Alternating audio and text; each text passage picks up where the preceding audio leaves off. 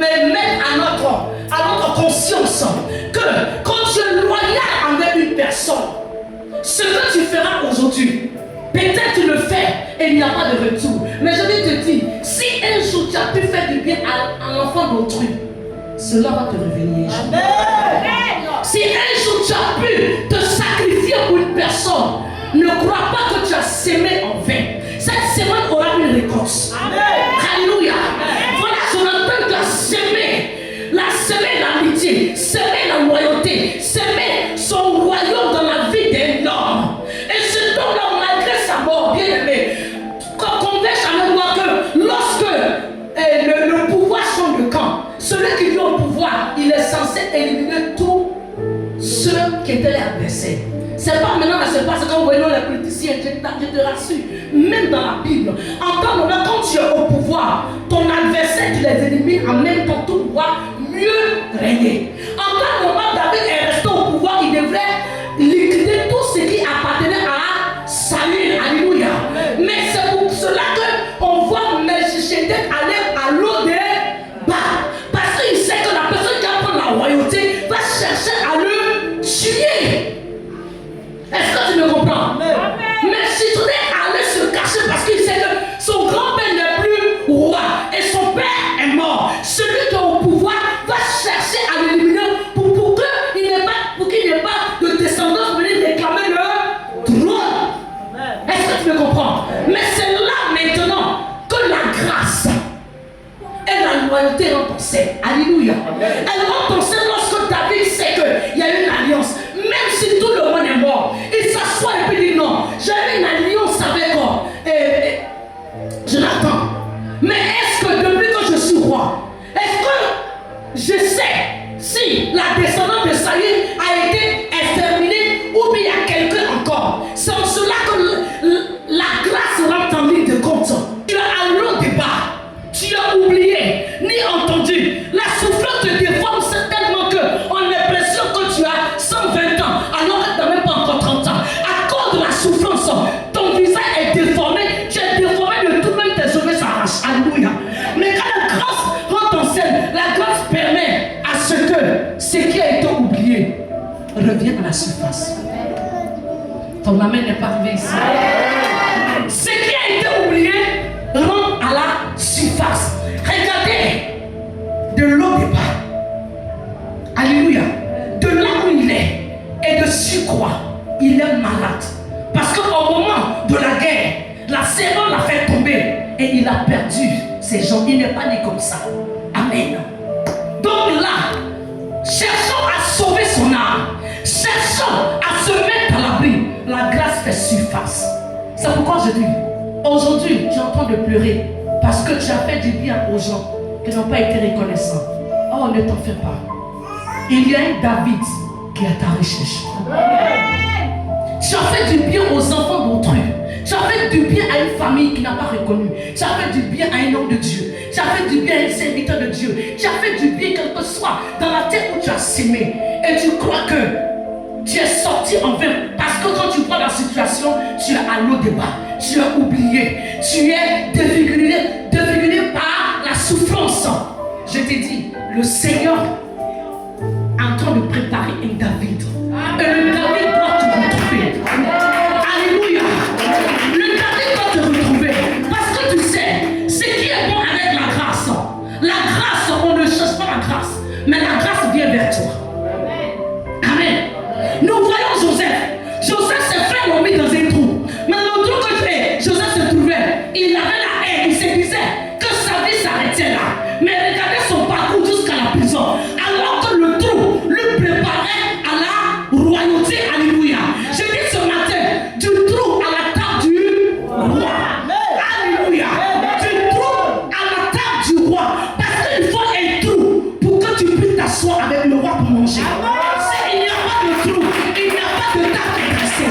Parce que devant la table, c'est devant tes adversaires que tu dois manger. C'est mais tu dois manger avec des coupes, avec des 4 cuillères, 5 cuillères. La table doit être dressée, mais pas à ton goût, mais au goût de la royauté. Ton amen n'est pas arrivé ici.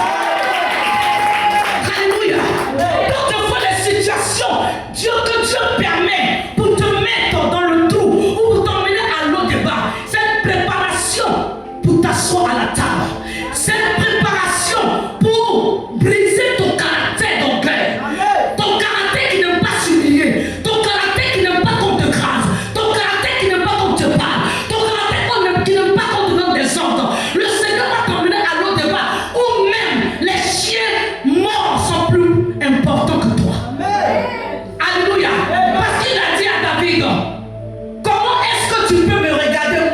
sur un chien.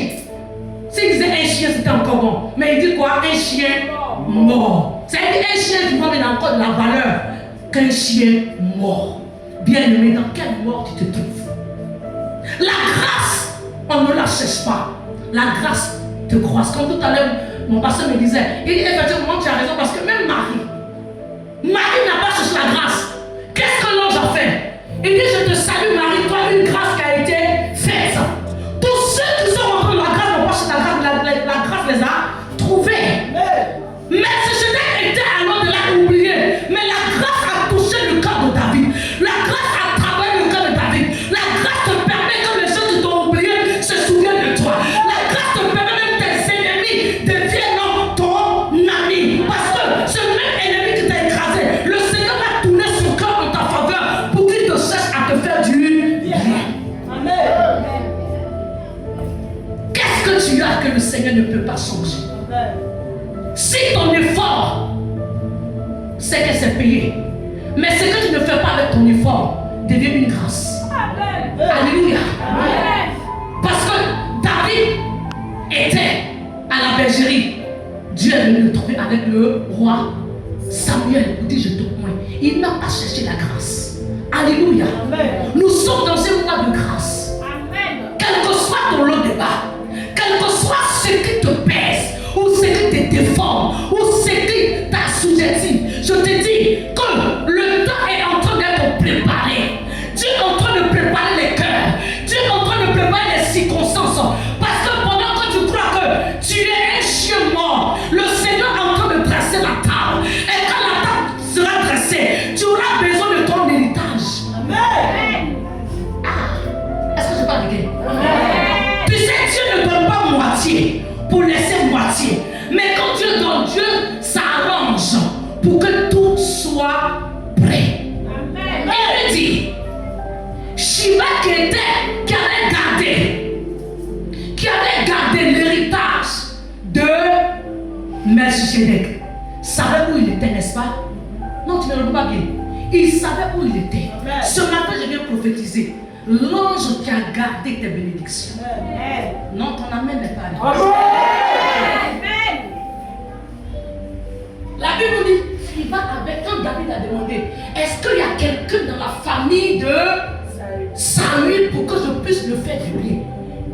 Je vais déclarer que le jour qu'on demandera après toi, que le Seigneur emmène un bon ange pour le prendre.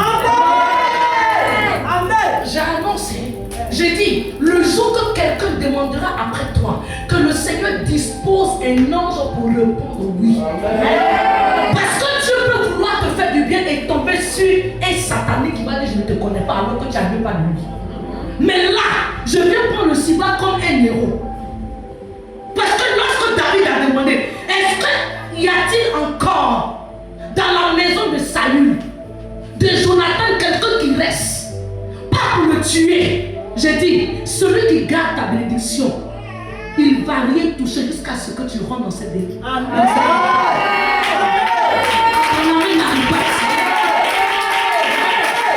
Je suis en train de proclamer, j'ai dit, ceci va qui a ta bénédiction, il ne va rien toucher jusqu'à ce que tu rentres en possession de cet héritage. Parce que quand David a demandé, qu'est-ce qu'il a dit?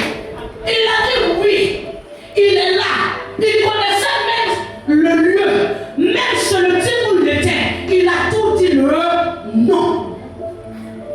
Je viens prophétiser que ce qui t'a été ravi n'a pas encore été dépensé. Et ton amen ne fait pas me sentir. Je dis, c'est comme ta grand-mère. Ce que tu crois a été volé ne te sera pas arraché, mais elle est conservée ce matin. Aussi vrai que l'héritage de Melchisedec a été conservé par Siba, toi aussi, ta bénédiction est conservée. C'est que tu n'as pas encore touché, tu le toucheras au nom de Jésus. Alléluia. Il dit oui, il est là, mais il est malade. Quel que soit le trou où tu es, je prie que les antennes de l'Éternel localisent ton endroit. S'il y avait quelqu'un qui est censé être ton David, qui est en train de te chercher, qu'il y ait, oh, un Siba qui dira, oui, je sais où il est, oui,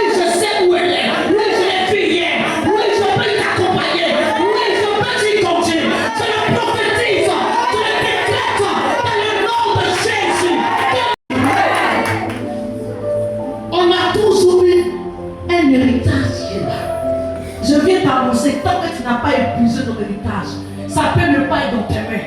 Mais je viens te garantir qu'elle n'a pas été touchée. Amen. Ah oui, parce que deux fois quand on croit qu'elle a été touchée, on dit on veut passer à autre chose. Non, n'y passe pas, même pas. Il ne peut même plus rêver qu'il peut s'asseoir à la table du roi. Pourquoi? Parce que l'héritage de Samuel était encore conservé. Ah, tu ne parles pas bien. L'héritage de son père était déjà conservé. J'ai dit que tout ce qui est héritage qui te concerne dans la Bible, elle est en conservation. Amen. Elle est en conservation. Amen. Les prophéties qui ont été dites de ta part, je viens presser les pas. Oh, David, afin qu'il tout le suiva et te guide jusqu'à toi, afin de te donner, de te restituer ce qui te revient de gloire. Jésus. Alléluia. Non, notre Dieu n'est pas. Vous savez, notre Dieu, la Bible dit qu'il n'est pas un homme pour mentir, ni le fils de l'homme pour se repentir. Vous savez ce qu'il me bénit de foi? Je dis, si le Seigneur n'a pas enlevé l'onction dans la main de Satan, c'est que je suis plus loin que Satan. Il y a ton amen. Amen. Je reprends. Si Dieu n'a pas enlevé l'onction qu'il a donnée à Satan, regarde Satan qui veut dire adversaire. S'il n'a pas enlevé, c'est parce que Dieu t'a promis qu'il va enlever. Quand Dieu donne, il n'arrache pas ce qu'il donne. Amen. Quand le diable t'arrache, il ne peut rien faire avec. La preuve en est que Melchisedec n'avait rien, mais l'héritage était toujours conservé. Et David vient leur donner pour dire à partir d'aujourd'hui, l'héritage de son papa, tu lui donnes ça. Et en plus toi-même, tu as combien d'enfants? On a la même 13 enfants, plus les serviteurs. Vous serez au service de Melchisedec jusqu'à ce qu'il meure. Amen.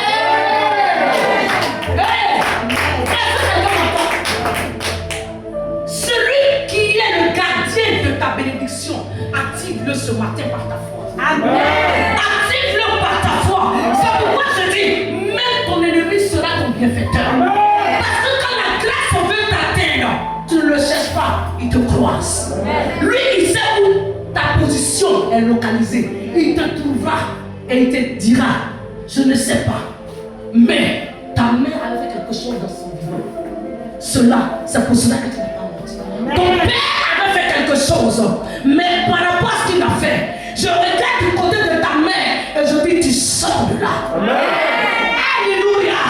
Ce que je n'ai pas pu donner à ton père, j'annonce que tu reçois le triple au nom de Jésus. L'héritage ne se perd jamais. L'héritage ne s'est jamais perdu.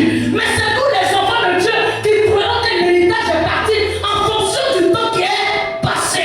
Mais le temps qui est passé, nous ne sommes que des hommes. Mais Dieu, il est surnaturel, il est éternel. Dans le temps n'empile pas sur Dieu.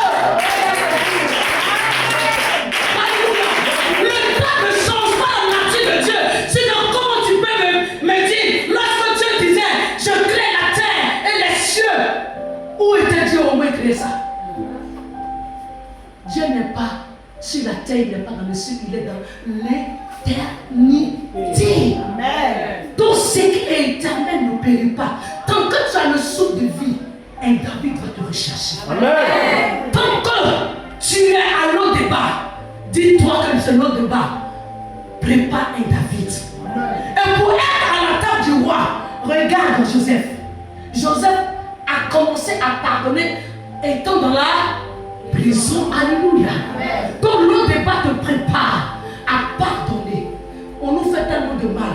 On serre notre cœur à cause du mal. On ne libère pas notre cœur. Et ce péché et ce mal-là limite la main de Dieu. Ce matin, pendant que je parle, si quelqu'un t'a offensé, si ton cœur est serré, tu ne pourras pas croiser David. La grâce ne peut pas te localiser parce que la grâce, quand la grâce viendra voir la douleur que tu as gardée, les personnes que tu as emprisonnées, la grâce va s'arrêter. Mais tu ne pourras pas bénéficier de la grâce, même si nous sommes dans un mois de grâce. Parce que la grâce a besoin de voir que ton cœur, il arrive dans ton cœur. Tu as pardonné même l'impardonnable. Pardonne ne veut pas dire oublier, mais te dis encore que Quand tu pardonnes, ça te donne un nouveau caractère, une nouvelle marche avec l'Éternel et avec les hommes. Alléluia. L'homme va rester l'homme. Mais quand tu as confiance en Dieu, tu te dis pardonne à ceux qui t'ont offensé. C'est parce que la grâce te localise. Mais sans le pardon, le grâce sera inactif. Alléluia. Sans le pardon, la grâce sera inactive. Tu es mis dans une grâce, tu es couvert de l'onction. Mais rien ne peut que de mettre un oin et être pauvre. Tu ne sais pas. Tu finis de prêcher. Il y a prêché. Et puis toi-même, tu es misérable. Mais tu dégages l'onction. Pourquoi? Parce que quand tu travailles avec l'onction royale, est-ce que le roi a besoin de dire que j'ai fait? C'est en cela que je vais vous emmener. Que nous ne travaillons pas sur l'onction des prophètes seulement, mais on doit avoir l'onction royale. Parce que l'onction de prophète, regardez Samuel. Samuel était prophète, il n'a jamais eu la royauté jusqu'à ce qu'il meure. Donc on peut faire des faiseurs de rois étant prophète. Comme on peut être prophète sans être roi. Et sans avoir l'onction aussi royale. Donc quand tu es un prophète, désire l'onction royale. Parce que le roi, il n'a pas besoin d'avoir faim. Le roi, il décrète. Et on exécute. Tu vois, un roi qui a dit que tue-moi comme sa tête. Sans raison, on coupe ta tête. Donc l'onction royale te donne la capacité de proclamer et la chose oblige de se mettre en marche. Parce qu'un roi donne des décrets. Et le décret doit être accompli. Que tu le veuilles ou pas, le décret que le roi a décrété doit être accompli. Sinon, toi-même, tu seras en danger. Donc ce matin, quand je te parle à la table du roi, c'est pour aller prendre une onction royale. Pour que ta vie ressemble et soit la royauté. Parce que quelqu'un qui est assis à la table du roi, il sent le roi. Quelqu'un qui marche avec un président, le boy du président est plus mieux que nous. Mais c'est le boy. Mais pourquoi? Parce qu'il est à la cour du président. Donc, ce qu'on appelle royauté bien-aimée, aspirons l'onction de la royauté. Quand tu aspires l'onction de la royauté, l'onction royale, et quand tu es un prophète, tu es obligé de t'asseoir à la table des rois. Amen. Tu es obligé de manger les mets. Tu es obligé de te mettre dans la fonction des finances, des trésors, tout ce qui est richesse. Tu es attaché à ça. Amen. Amen. Tu es loin, assez de révélation. Mais toi-même, ta vie n'est pas révélée. Il y a l'onction qui donne le prophète de prophétiser. Et puis il y a l'onction royale qui te donne, quand la grâce te localise, que tu rentres à la cour du roi, arrange-toi pour prendre l'onction qui est là-bas et dis restez. Mais c'était depuis lors, on lui a dit il restera à la cour royale jusqu'à sa mort. Quand la grâce l'a localisé, il est rentré en tant que percute des pieds, mais il va mourir dans la royauté. Bien-aimé, tu peux être dans une troupe, tu peux être à l'eau débat, mais l'eau débat n'est pas ta destination finale. L'eau débat est un passage, le trou est un passage, le trou est une formation, le trou est un désert. Parce que dans ce désert, Dieu viendra forcément à ta rencontre. Amen. Forcé. Amen. Les hommes que tu vois ne sont pas des hommes, sont des esprits que le Seigneur utilise pour venir à ta rencontre. Amen. Alléluia. Tu vas entendre Dieu te parler. Tu vas entendre Dieu te prêcher. Si des autres te décevoir, tu vas jamais l'entendre. C'est pourquoi il a dit, lorsque, comment il s'appelle, Lazare est mort à le riche, il a dit, dis au prophète de m'envoyer de l'eau. Il dit, ils sont déjà en bas. Ils entendent l'évangile. S'ils n'ont pas écouté ceux qui sont en bas, ce n'est pas ceux qui vont venir du ciel qui vont écouter. Très bien dit. Mon fils qui est là est un prophète pour ma vie. Amen. C'est pourquoi fais le bien, même si la personne n'en vaut pas la paix, mais toi fais-le pour demain. Amen. Alléluia. Fais-le pour demain. Parce que tu ne sais pas demain, te réserve. L'homme de Dieu me racontait une histoire tout à l'heure au bureau. Il disait qu'un vigile de l'orange est devenu un responsable. Amen. Je donne le témoignage, ça me fait du bien. Parce qu'il disait que ce vigile était tellement loyal, il était tellement souriant. Vous qui n'aimez pas les bas étages, je ne sais pas, vous qui n'aimez pas les lots de bas, qui n'aimez pas les trous là, tu vas en même temps arriver au sommet de l'Himalaya, je ne sais pas français. Amen. Alléluia. Écoute-moi bien. Vous qui voulez sauter les étapes, quand tu sautes les étapes, tu vas payer. Il disait pas comme ça que le vigile, il avait ses diplômes. Mais le seul homme, ce qui lui était présenté était le dossier de vigile. Bon, c'est un chrétien. Mais qu'est-ce qu'il fait? Il acceptait. Et il est toujours en train de méditer sa Bible. Il est toujours en train d'honorer son Dieu comme il le fait. Même étant vigile, ça ne t'empêche pas d'adorer le Seigneur. Alléluia. Donc en le faisant, les gens ont commencé à le remarquer. Tout ce que tu fais, je te dis ici qu'on te voit. Amen. Amen. On nous voit. C'est toi, tu crois qu'on ne te connaît pas, c'est qu'on me connaît. On te connaît. Donc, les gars de service ont commencé. Et puis un jour, la grâce est venue vers lui. Il lui a dit, mais tu es ici, causerie par rapport à la manière qu'il était pour toi. Tu as quel diplôme? Non, j'ai tant. Il dit, ah d'accord, on est en train de faire des recrutements à l'orange. Mais je ne sais pas, je vais voir. Je peux me donner le dossier. C'est ainsi, le vigile. La dame qui l'attrapait son sac tous les matins pour faire monter. Elle se rend compte qu'un beau matin, elle vient. Ce même vigile devient, elle, son patron. Il est là. Une histoire authentique. Mais il avait tous ses diplômes, il était à l'eau des. Il avait tous ses diplômes, mais il était dans un trou. Il était oublié. Parce qu'un vigile qui le calcule, tu prends les miettes de 5 puis tu restes là.